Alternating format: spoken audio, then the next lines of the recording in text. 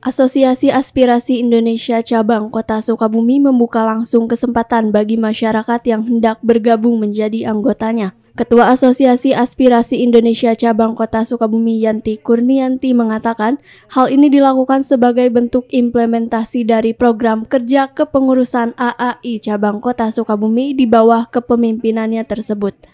Dirinya menyebutkan cukup bermodalkan KTP dan membayarkan uang iuran keanggotaan, masyarakat yang berminat menjadi anggota Asosiasi Aspirasi Indonesia Cabang Kota Sukabumi sudah dapat bergabung dan mendapatkan kartu tanda keanggotaan. AAI adalah Asosiasi Arsiparis Indonesia yang dibentuk itu dari pusatnya, kemudian dari tingkat daerah, dan sekarang ada di Kota Sukabumi.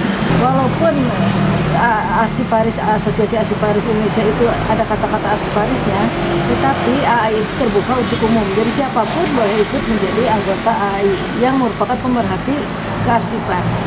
Kan arsip itu tidak hanya arsip negara, tapi arsip keluarga juga ada, arsip kita sendiri juga ada. Jadi kita harapkan AAI itu bisa mensosialisasikan ke masyarakat bahwa setiap masyarakat itu butuh ikut AAI, itu organisasi AAI. Jika masyarakat umum ingin bergabung ke AAI, Bu? Hanya mereka pertama konsen terhadap kearsipan, yang kedua usianya sudah dewasa, kan kita kan perlu data yang tentang KTP sebagainya.